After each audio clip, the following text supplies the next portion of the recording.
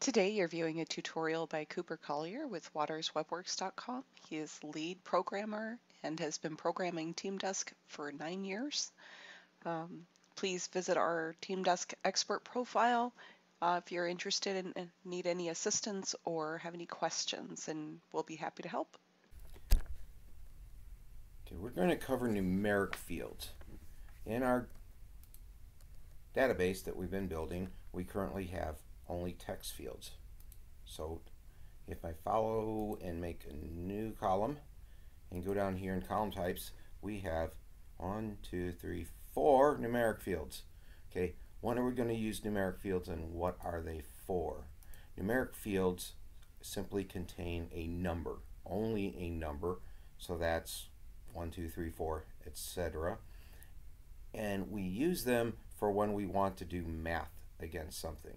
Just keep that in mind. They are used when we need a number for math. So items like social security number would not go into a numeric column. We don't add social security numbers, and so it would be a poor choice.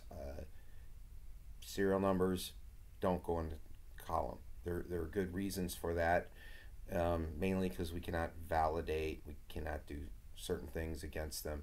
So it needs to be a numeric. Phone numbers are not numeric. Even though they have the word number, they're really not a number. They're actually a text. So we only want to use the numeric field for things that are numeric. So if we use a basic one, let's go like number of cars and take a look at the numeric fields. This is a plain numeric field. We have our common things up here, and down here it's a simple number. No decimal places. We can add decimal places or not, but 0, 1, 2, 3, 4. Unit position is on the right side, and we can pick our own units here. And the units are a label on it. So we could put cars here. Probably can't have half cars, so we'll leave it like this. And the totals, we'll put a total on the bottom. And the average, if we're talking number of cars, is meaningless at this point. Zero values allows you to put a 0 in there and use digit grouping. If you do that, that lets you add. Let's leave it off for now and I'll show you. So we just put a plain number in here for a number of cars.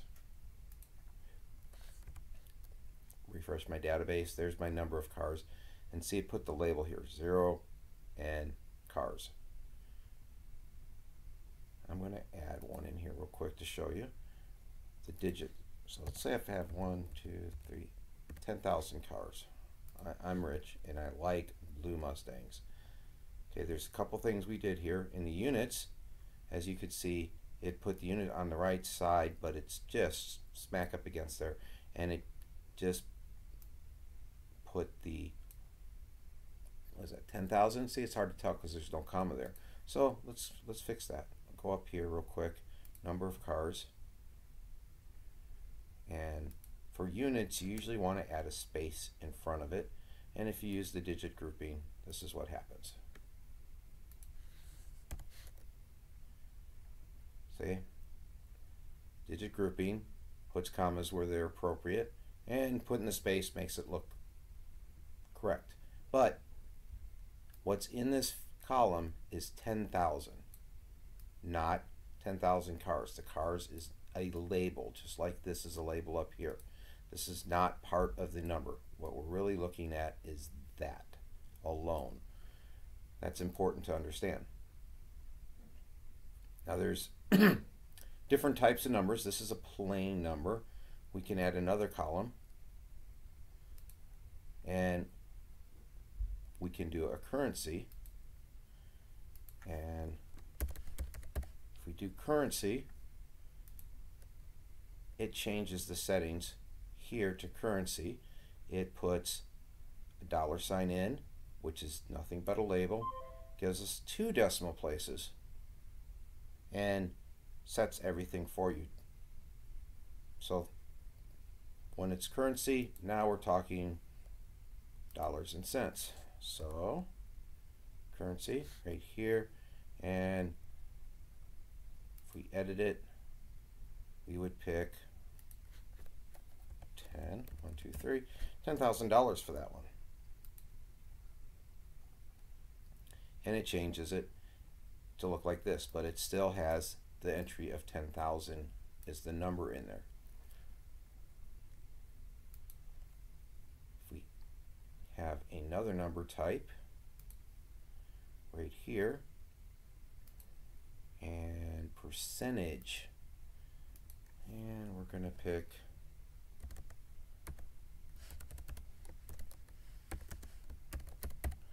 tax rate. When you pick percentage, it sets percentage, right side, puts all this in for you, done, and save this. Now, one thing we want to be clear on here is I'm going to put 10% in here. There's our tax rate of 10%. When you do math, which we haven't done yet, but keep in mind when we do math, if we had picked percentage, the number that's actually in here is 0.10, because that's what a percent is. So it is actually treating this number as a true percent for the math purposes. It's confusing, but when you use it, keep that in mind, that 10% is actually 0.1. And you'll look that up as math. That is just how math works. But that's what a percentage. I didn't make percentage rates. That's just how they work. The last number column is, here we go, rating. Now this one's a little bit different.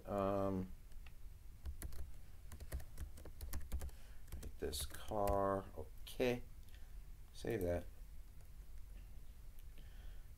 What a rating does is allows you to have a drop down.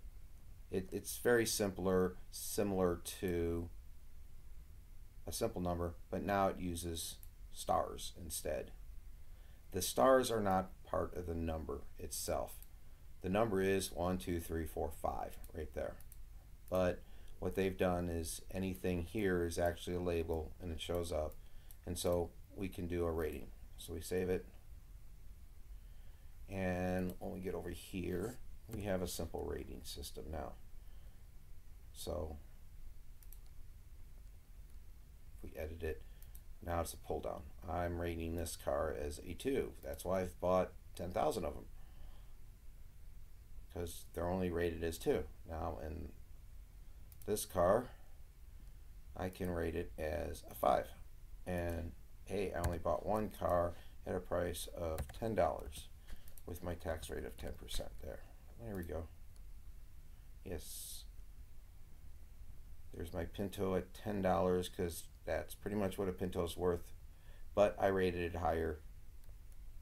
That's car collectors for you. We just don't make any mistake.